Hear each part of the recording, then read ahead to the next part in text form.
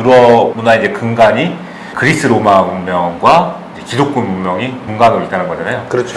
근데 저도 인지는 대충 하고 있지만 사실 제가 뭐 이걸 전문적으로 연구를 하거나 파고든 분야가 아니기 때문에 사실 좀 이해하기 어려운 부분이 있긴 합니다. 본질적으로 좀 성격이 다른 문화거든요. 그리스 문화는 신들도 많이 등장을 하고 그리스도교, 기독교라 하면 사실 근본적으로 이제 유일신 문명인데 네. 뭐 작품이나 이런 걸 보면은 이게 막 짬뽕이 됐어요. 그거예요. 우리가 학교 다닐 때 신화도 공부하고 네. 그다음에 뭐 그리스도교도 조금 다르고 네. 또 교회 가신 분들은 또 이런 종교에 대해서 열심히 뭐 그렇죠. 공부하고 하시겠지만 성경 전문가들이죠. 네, 많이 계시겠지만 실제 현장에 가보면 이렇게 막 혼재되어 있다는 걸 느끼거든요. 그러니까 전창도 그렇고 뭐 최후의 심판도 그렇고 이탈리아 같은 데 가보면 12사도의 신상도 있고 성모상도 있고 뭐 되게 복잡해요. 그래서 아니 그리스도교가 유일신 사상이라고 안 그랬나? 근데 왜 신들이 이렇게 많아? 신같이 느껴지는 그분들을 신이라고 하진 않지만 되게 비는 존재들이 많단 말이에요. 뭐 성인도 많고 세인트라고 표현하죠. 그렇죠. 수호성인 네. 또 되게 많아. 그래서 이게 유일신 사상 맞나라고 하는 느낌을 받게 돼요. 저도 그런 궁금증이 있었고 저도 교회는 오래 다녔는데 그런 궁금증이 많이 있기 마련이에요. 우리가 개신교만 보시는 분들은 그런 걸 잘 못 느낄 수 있어요. 근데 로마 카톨릭을 아시는 분들은 그렇지 않다는 거를 느껴요. 그래서 제가 그거를 정리를 해보고 나름대로 제가 공부를 꽤 오래 했던 거예요. 그리스 신화도 제가 속속들이 공부를 했고 또 이 그리스도교에 대해서도 이렇게 공부를 하다 보니까 두 개가 별개가 아니라는 거예요. 전혀 다른 세계가 아니라는 거를 알게 된 거예요. 연결성이 상당히 많더라. 그리고 지금 현장에서 보는 것처럼 유일신 사상이라고 말해지는 그 종교 안에 이 다신교적 요소가 굉장히 많다는 거예요. 그래서 그걸 제가 느낀 거죠.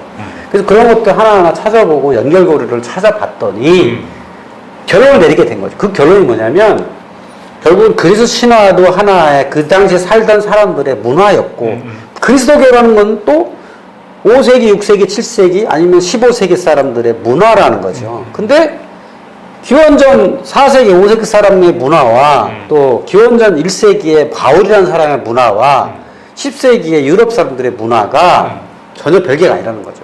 문화는 다 이어진다는 겁니다. 앞에 문화를 배워서 자꾸 아버지에서 아들로 이어지는 거지. 물론 딱 자르듯이 딱 단절될 수가 없다는 거죠. 예. 물론 그 사이에 변화는 있죠. 언어의 변화도 있고 지역의 변화도 있고 여러 가지가 있지만 당연히 단절될 수는 없다는 거죠. 자연스럽게 앞에 있는 문화를 가져다가 나의 문화를 만들고 그 문화가 또 후대로 전해지고 이런 거라는 거죠. 그래서 그 연결고리들을 제가 조금씩 이야기를 하기 시작했고 예. 또 이 책의 후반부에는 이 그리스도교의 역사를 주로 이제 다루고 있는데 왜 그리스도교 역사를 제가 다뤘냐면 우리가 학교에서 공부를 하다 보면 아까 서양에서 만들어진 학문들 속에 분명히 그리스도교라는 게 기본적으로 깔려 있어야 한다. 알고 있어야 된다. 이런 거를 저는 생각하게 된 거죠. 그러니까 유럽인들이 이미 다 아는 얘기예요. 그들은 이미 그냥 생활, 그냥 생활이에요. 네. 그리스도교라는 건 생활이기 때문에. 사실 그들의 이름도 다 성인들 이름. 그렇죠. 생활이기 때문에 그들은 그거를 거론할 필요가 없어요. 뭐 수학을 얘기할 때, 과학을 얘기할 때, 예술을 얘기할 때 그걸 거론할 필요가 없거든요. 근데 우리 동양에 사는 우리는 그 기저에 있는 거를 얘기를 안 하고 껍데기만 우리는 계속 얘기를 하니까 이해가 잘 안 되는 경우가 상당히 많더라는 거죠. 그러니까 우리가 요즘 뭐 학교 다닐 때 철학 공부하잖아요. 아니, 사람들은 왜 이렇게 말장난만 하냐. 그렇죠? 저도 그 생각 많이 했거든요.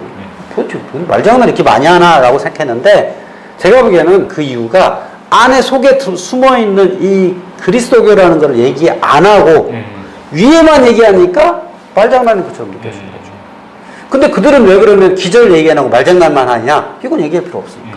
그들끼리는 서로 컨센서스가 일단 집단 무의식이 형성이 돼 있는 그렇죠. 거죠. 무의식이에요. 그냥 얘기도 다 알아듣는데 그걸 뭐하러 그걸 굳이 거론을 해요. 근데 우리는 물 건너온 그거를 공부하다 보니까 우리는 그걸 배제하고 하니까 이해가 안 되는 거가 있다. 이게 말장난에서 느껴지는데 실제는 그 말장난은 아니고 그 사람들한테는 삶에 굉장히 중요한 거예요. 근대 철학의 용어 중에 중요한 게 자유주의라는 거. 그러니까 개인한테 자유의지가 있냐 없냐 네. 이걸 가지고 수백 년 동안 아직도 싸우고 있어요, 사실. 아주 싸우잖아요. 네. 그럼 그 자유의지가 어디서 나왔냐? 종교에서 나온 거예요. 물론 플라톤 시대부터 얘기하는 거거든요. 자유의지. 개인이 의지를 가지고 뭔가를 선택할 수 있느냐. 뭐 죽음의 세계를 선택할 수 있느냐. 이런 거거든요. 그게 종교적인 거예요. 자유의지란 건 지극히 종교 언어예요.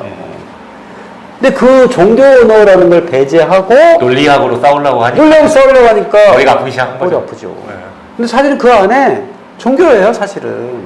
가장 중요한 자유의지는 과연 인간이 살아있을 때 자유의지를 발휘해서 열심히 노력하면 천국에 갈 수 있느냐.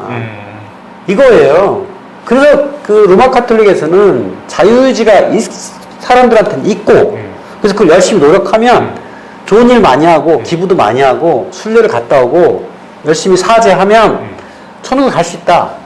이게 로마 카톨릭의 생각이에요. 그 관점인 거죠. 근데 개신교에서는 택도 없다. 믿어야지 가는. 그렇죠. 개인은 자유의지가 없다. 이미 신께서 다 정해놨다. 그게 예정설이라는 거거든요. 정해놨기 때문에 기부 열심히 한다고 천국 가는 게 아니다. 이런 거거든요. 그게 그 가장 중요한 게 자유의지 논쟁이에요. 근데 그거 갖고 싸우는 건 사실 저는 무의미하다 보거든요. 왜냐면은 뭐 제가 잠깐 얘기 쓰면 되면은 제가 자주 하는 얘기가 관념엔 정답이 없는 거거든요. 그렇죠. 이게 근데 그 어쨌든 제 책 속에 얘기하는 건 그 안에 기독교적인 어떤 생각과 기독교의 역사와 그 변화와 이런 것들은 어느 정도 이해를 해야지 그런 논쟁도 이게 이렇게 이해해야 흘러가는구나 되는 이렇게 알 수가 있다는 거죠. 그래서 기본적인 상식 수준에서의 어떤 그리스도교는 뭐냐, 어떻게 탄생했고 어떤 변화가 있었고, 그 다음에 가장 중요한 요 정도는 알아야 교리가 뭐고, 그 다음에 로마 카톨릭이 뭐고, 그 개신교는 뭐고 정도는 알아야 유럽을 이해할 수도 있고, 아니면 우리가 배우는 학문도 제대로 이해할 수 있다. 그런 관점인 거예요. 그러면은 지금 말씀하셨던 그 맥락에서 예전에 이런 문제의식이 없었던 상태에서 보셨거나 아니면 이제 이런 문제의식을 갖기 시작하고 이제 보신 것도 있잖아요. 그렇죠. 유럽을 가셔가지고 그렇죠. 현지 답사를 다니시면서 그렇죠. 좀 그 시대별로 좀 상징적인 그런 좀 추천해 주실 만한 뭐 유적이나 유적지나 뭐 지역 이런 것 좀 뭐 가장- 케이스 스터디식으로 좀 풀어주시면 재밌을 아니 것 가장 같은데. 대표적인 건 로마죠. 로마 카톨릭의 본산, 뭐 바티칸 성당. 네. 이게 가장 대표적인 뭐 유럽의 아주 근간이라고 할 수 있죠. 거기가. 그리고 그 안에 들어가서 여러 어떤 유물들 아니면 뭐 거기 써 있는 글씨들, 거기에 뭐 바깥에 12사도의 신상들 뭐 이런 거 보면은 그 바티칸 성당이 우리가 생각하는 어떤 유일신 사상의 그게 아니라는 거를 보게 해주는 대표적인 장소예요. 그래서 그 안에 그 다신교적 요소가 굉장히 많거든요. 그러니까 저는 그 다신교적 요소가 바로 그리스 신화 그리고 그 그리스 신화를 만들어냈던 그리스 로마 사람들의 생각이 그 그리스도교라고 하는 종교에 들어가서 그래서 그게 이제 겉으로 표출된 거라고 이제 보여지는 거죠. 투영이 되는. 투영이 됐다. 그래서 그렇게 이해를 해야 된다. 뭐 예를 들면 유럽에 가면 수호성인들이 있거든요. 도시마다 있고 나라마다 있고 우리나라로 치면은 지역마다 있고. 천하대장군 그런 느낌이에요. 그렇죠. 네, 그런 거예요.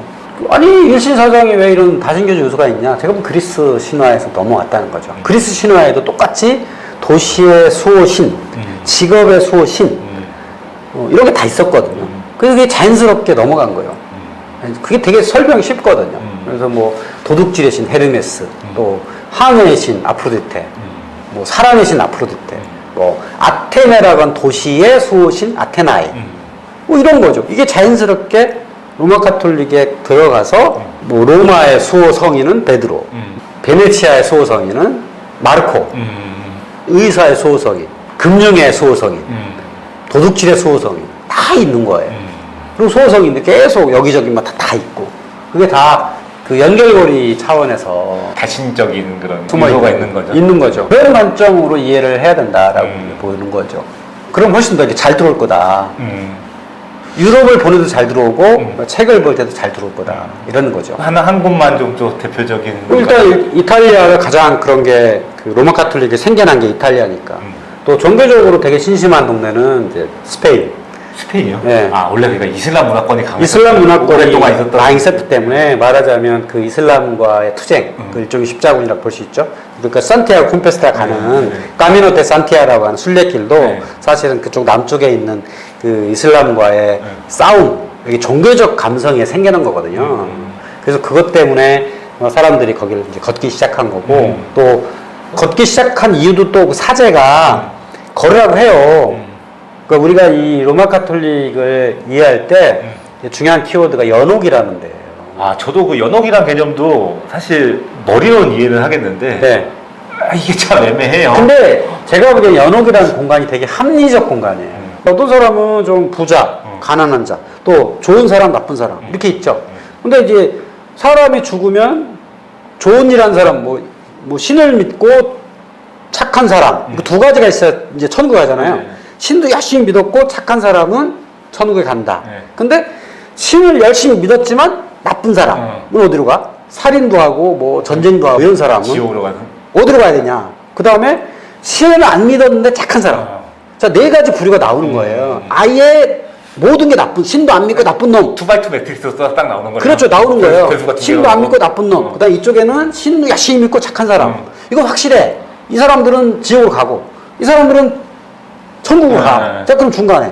이 사람은 어떻게 해야 되냐? 이제 회색지대에 있는 사람. 회색지대 있는 사람들은 어떻게 해야 되냐? 골라내야 되는. 그렇지. 어떤 사람은 부자야. 근데 나쁜 짓을 많이 했어. 근데 이 사람 뭐 교회에 막 기부하고 뭐 해가지고 이 사람은 되게 신실하긴 한데 부자고 한데 나쁜 일을 많이 했어. 그럼 이 사람은 교회에서 볼 때 이 사람은 천국 가야 된다. 라고 하지만 민중들이 볼 때 아, 저 사람이 왜 천국 가야 돼?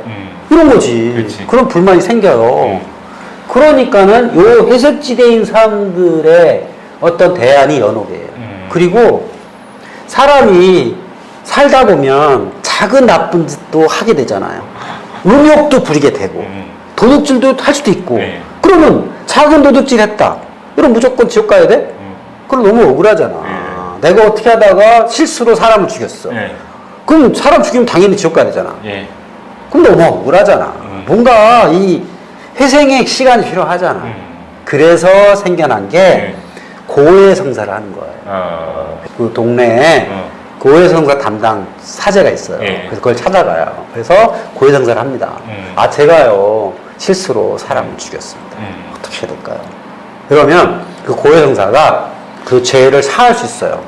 사할 수 있는 권한은, 죄를 사할 수 있는 권한이 사제와 교황이 있는 거예요. 가톨릭에서는 그렇죠. 기본적으로 교황이 갖고 있고요. 그 교황의 권력의 일부를 사제한테 주는 거예요. 그래서 그 고해성사에서 죄는 사야죠. 근데 죄는 항상 벌이 따라요. 우리 학교 다닐 때 면제부라고 이제 학교에 네. 배웠었는데 네. 이제 면벌부라고 이제 그렇죠. 워딩을 하셨어요. 네. 이게 혼자 쓰시는 거예요? 요즘 분위기가 그런가요? 분위기가 면제부는 일본 사람들이 잘못 번역한 거예요. 그러니까 의미로는 면벌부가 맞더라고요. 면벌부예요. 왜냐하면은 네.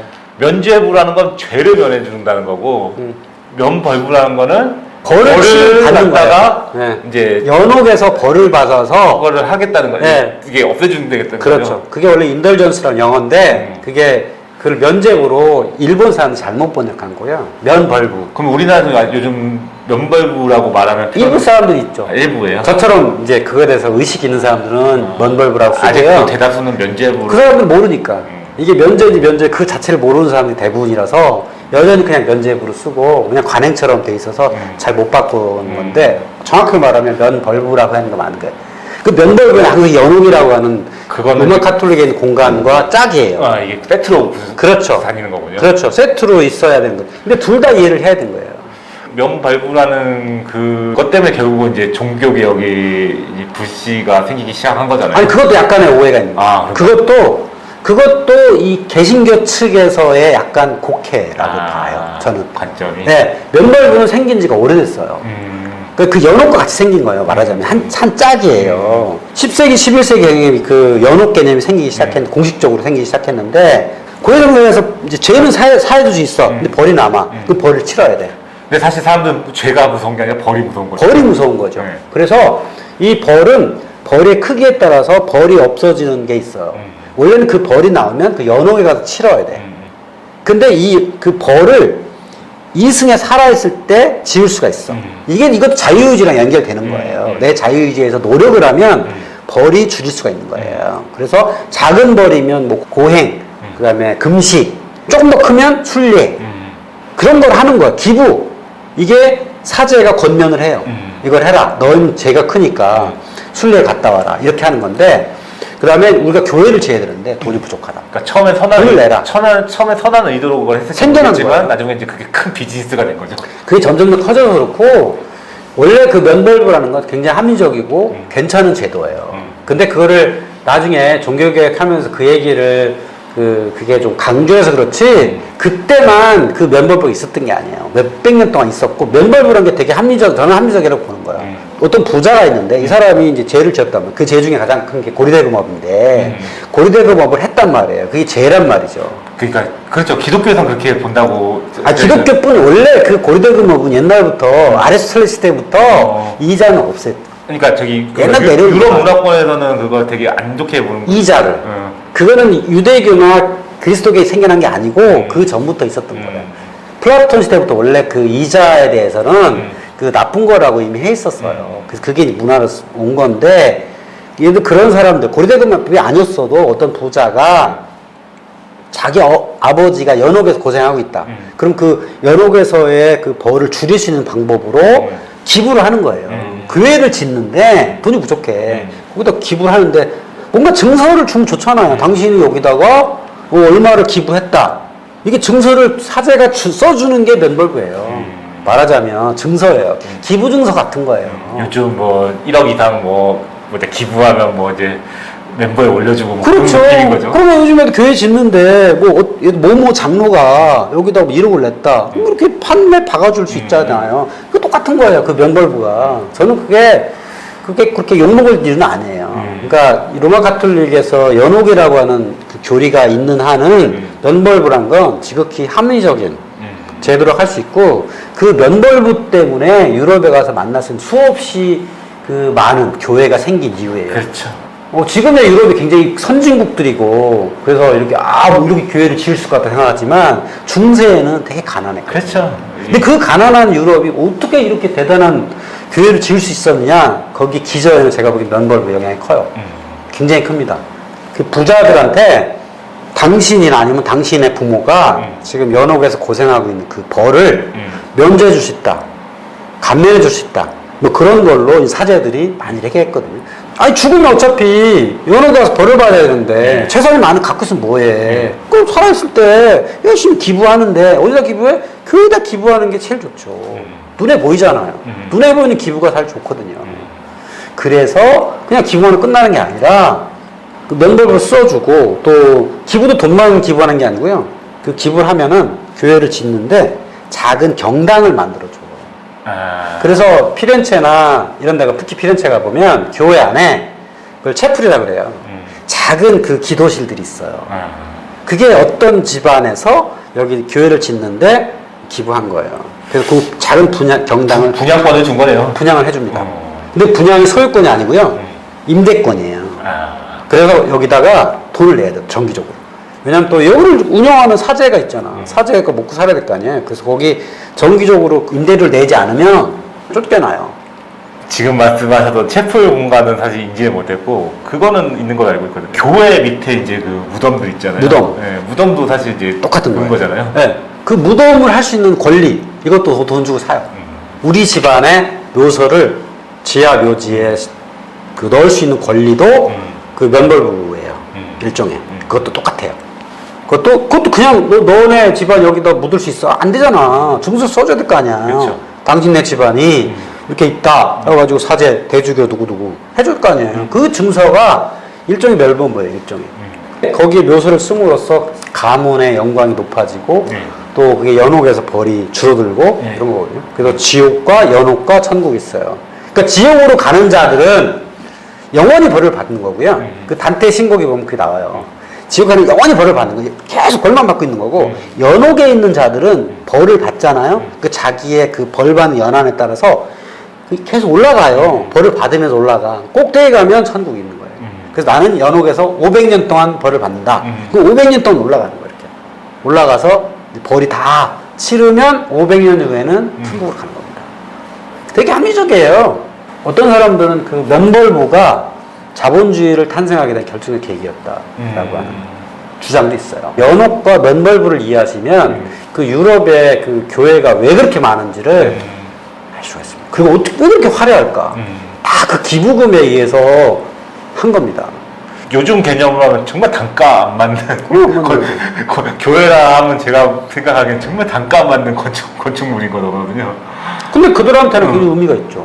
그러니까 이게 일종의 명분이 있는 투자가 있었으니까 그렇죠. 이게 진행이 가능했던 거지. 그렇죠. 그런 건물들이 막 부지기수로 쏟아 나오기는 사실 쉽지 않은 거니까. 그러니까 그런 종교적 교리가 있었기 때문에 그거를 지어줄 수 있었다라고 하는 거죠. 그러니까 중세 유럽이 굉장히 가난했는데 그 가난한 지역에서 웬만한 모든 재물들이 다 교회를 짓는데 사용이 된 거죠. 그게 아니었으면 그 우리가 만날 수 있는 그런 뭐 성당들이 그렇게 지을 수가 없었겠죠. 그래서 그런 것들을 이해하시면 좋겠다. 그러니까 유럽인들이 막 생각이 막 훌륭해서 지은 게 아니라는 거죠. 그 교묘한 그 종교적 교리와 뭐 그만큼 이 그리스도교의 영향이 강력했기 때문에 그 교리가 아주 잡혀 있었기 때문에 그런 것들이 만들어졌다는 것들을 이해하면 그랬구나라고 알 수가 있는 거죠. 그 기절을 갖다 이해를 해야지 확실히 그렇죠. 많은 걸 이해할 수 있겠네요. 자, 그러면은 오늘은 이 정도에서 마무리해야 될 것 같은데 초심자 입장에서는 어떤 관점에서 좀 보면은 더 책을 쉽고 재밌게 볼 수 있다는 걸 한번 설명해 주시고 그리고 네, 제가 이렇게 쉽고 재밌게 보기에는 조금 어려운 부분도 물론 있습니다. 그러니까 초보자용은 아닌 것 같고요. 이쪽에 관심 있는 분들한테 좋은 것 같고요. 그리스 신화를 좀 더 알고 싶으신 분들은 다른 책들을 이제 참조하시면 되는데 저는 유럽이라고 하는 그 지역의 문화의 근간을 알기 위해서는 그리스 신화와 그리스도교의 연결고리 또 그리스도교의 교리 이런 거 조금 역사 이런 것도 좀 아시는 게 좋겠다. 그래서 유럽 여행을 갔다 오셨거나 아니면 가실 계획이 있다 이런 분들은 꼭 읽으셨으면 좋겠고요. 뭐 필요하면 뭐 학습 모임을 통해서 뭐 같이 이야기를 나누면서 공부하시는 것도 괜찮고 이 책에 있는 내용 정도는 아시는 게 상당히 도움이 되지 않을까? 저는 중고생도 읽을 만하고 생각해요. 그렇죠. 중고생들이 오히려 신화를 많이 알거든요. 네, 종교도 많이 알고. 저는 오히려 공부하는 학생들한테 이게 더 필요하지 않을까 싶어요. 특히 수학, 과학, 예술 이쪽의 기저에 이 그리스 신화, 그 다음에 기독교라고 하는 중요한 문화 근간이기 때문에 이 근간을 알고 나서 학문을 공부하는 게 굉장히 공부하는 데 도움이 많이 된다. 저는 그런 걸 굉장히 강조하고 싶습니다. 요 두 주제를 갖다 그래도 꽤 이렇게 심도 있게 다룬 책은 지금 없죠. 이렇게 두 주제를 엮어서 다룬 책은 없어요. 이런 관점으로 이렇게 네, 이런 관점 나온 책은 없는 거죠? 없습니다. 그러니까 두 개를 연결고리가 있다라고 설명한 책 전 본 적이 없고요. 그러니까 저는 제가 가서 현장에 가서 보고 분명 연결고리가 있다. 그래서 연결고리를 찾아내려고 했던 거고요. 그래서 이런 책이 쓰여진 걸 알 수 있죠. 아주 독특한 책입니다. 알겠습니다. 마무리하겠습니다. 감사합니다. 감사합니다.